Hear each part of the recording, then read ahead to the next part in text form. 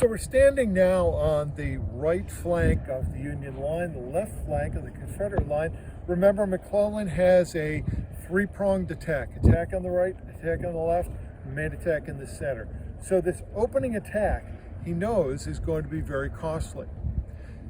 And it's important that it be carried out effectively. So he's given command of this important portion of the field to a trusted subordinate, General Joseph Hooker, who is already well known as a fighting general, a competent leader who is aggressive, and McClellan has placed him in charge of the action here with a purpose. Because he knows that he can't personally lead this, Hooker has to do it on his own. So he gives Hooker total control over how to carry out this attack. Hooker knows the goal is to get up on the ridge, break the Confederate line, and that will complete phase one of McClellan's overall battle plan for Antietam. So as Hooker rides around this ground and comes up with his plan, he knows the terrain that he's going to fight on in this limited area. And it's essentially inside of a box surrounded by with woods at either end. On the northern end of that field is the North Woods. The other side of this box is bounded by the East Woods, which is over to your right, to the south. Then across that is a big open field. Where we're standing here was fallow at the time of the battle. The Cornfield, we'll talk about in a few minutes, is beyond it. And the other side of that box is the West Woods that you see beyond that farmhouse. Now, from early fighting that was occurred here, as Hooker's First Corps arrives on this ground, he knows that's where the Confederates are because there's fighting in the ground between the East and the West Woods late on the day. But as darkness falls, fighting stops. He's going to launch a two-pronged attack toward the Confederate line. He's not going to find the end of it. He's going to simply pick a position, and he's going to send all of his forces, those two forces that are going to lead the attack, toward that same point. As a point of reference, that is at the Dunker Church, the small white Dunker Church. He picks it because it's an easily identified sign on the battlefield.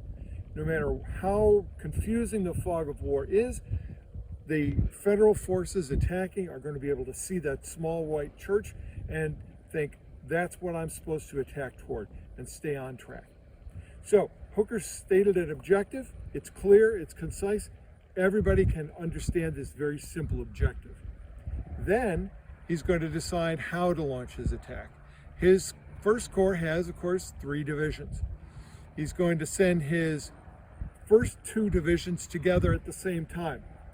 Doubleday's division is going to drive down the road past the Miller Farm toward the Dunker Church, almost due south. At the same time, Ricketts' division is going to be driving diagonally across this field toward the church.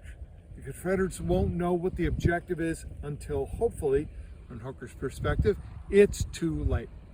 Then, once they've met that objective, then his reserve division under George Meade is going to come forward and can reinforce success, or if things go poorly, stave off defeat and disaster. So it's a 2-up, 1-back attack, a West Point school book solution for how to launch an attack. So this is where the opening of America's Bloodiest Day is going to occur. As the sun rises, the first rounds are fired by the Washington artillery up on Nicodemus Heights, a hill that actually marks the far left of the Confederate line, although Hooker doesn't know that. And almost at once, Hooker's attack falls. As Doubleday's division's advance begins, immediately they encounter fire from the West Woods, Confederates on their right flank, and they stop the lead brigade being the Iron Brigade under General John Gibbon, and they begin responding to that fire, as you might imagine. So that attack stalls almost at once. Meanwhile, the attack from Ricketts' division actually goes even more poorly. He's supposed to be launching 2 brigades up, the brigades of Abraham Duryea and George Hartsuff. George Hartsuff being his most experienced battlefield commander. He's expecting Hartsuff to be the leader of this action. But as Hartsuff is reconnoitering the ground, he's hit by a stray round, a sharpshooter, depending on whose story you believe, and Hartsuff is wounded and taken from the field. Hartsuff hasn't told anybody what the plan is. Abram Duryea, leading the other brigade attacking, has no clue what the plan is other than that he's supposed to drive toward the church. And so without knowing he's supposed to do it in concert with Hartsuff, he begins.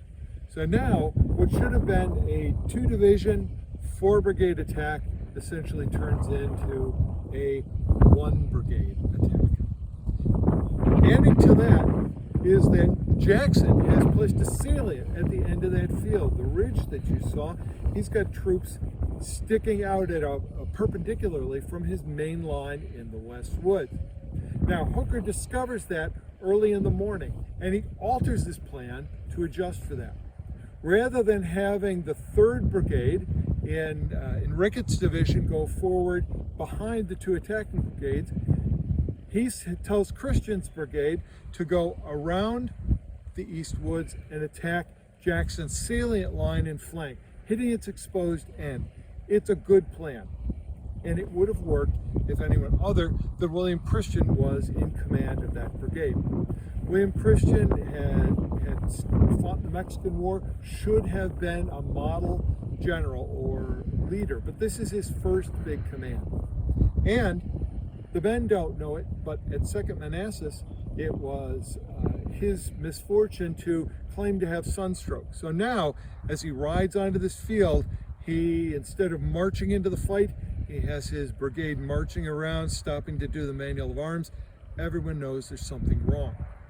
All of a sudden, Confederate artillery finds their range, and as the first 2 shells begin bursting around Christian's men, the colonel says something to the effect of, "This is what I've always feared," and he leaves.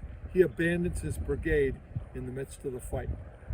So now Hooker's attack defaults to a single Union brigade marching right into the jaws of Jackson's salient and the main line at the West Woods, which are going to be allowed to converge their fire on that poor brigade.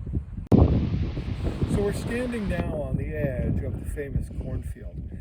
This is what was to Hooker nothing more than ground over which his troops would advance. It was not meant to be something that he would fight for, and yet his own plan and the way that it unfolded and his inability to adjust to that led to the Cornfield becoming a key battleground, an objective, an intermediate objective that Hooker never really knew he was fighting for.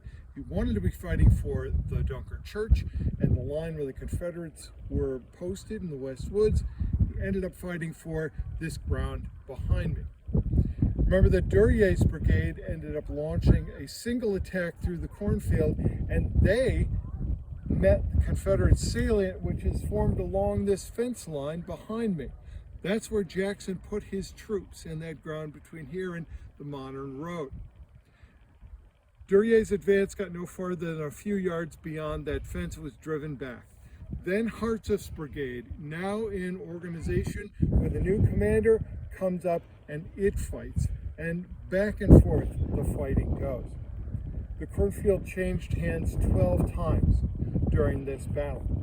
And ultimately, it's the Union control of this intermediate ground that will allow Hooker to stage the attack that will hopefully get the Union main assault back on track, end the first phase of McClellan's battle plan. Unfortunately, the fighting for the Cornfield in this intermediate ground between the East Woods, the West Woods, and the North Woods off to your left took most of the morning, wasting almost half of the daylight hours that General McClellan had to launch his attack.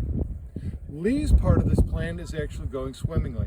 The Federals have been attacking, tremendous casualties here in and around the Cornfield. It's exactly what Lee had wanted.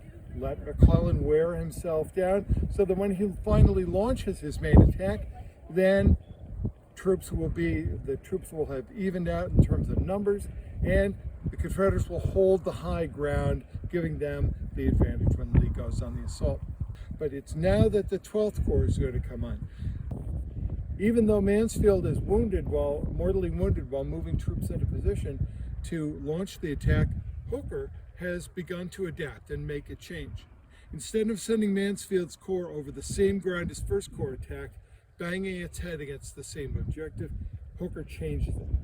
He's going to put Williams' division in the center of the cornfield, and they're going to hold the Confederates here. Meanwhile, Greene's division is going to swing around the other side of the East Woods, hit this line in flank, and now the two, working as a pincer, will squeeze the Confederates and push forward. Now, just as that's getting underway, General Hooker is wounded. He takes a round in the foot. He ignores the pain for a while, but eventually he swoons and falls from his horse, and Abe pulls off his boot, which you can see blood coming from, and literally pours the blood onto the ground. Hooker is taken from the field in a stretcher, and at that moment, the commander of this action, the only man on this field who General McClellan has shared his plan with, his three-pronged attack, is removed from the field. As he does so, onto the field rides the next commander, the commander of the Second Corps, and we're going to talk about their meeting and what happens next when the Second Corps arrives in our next stop.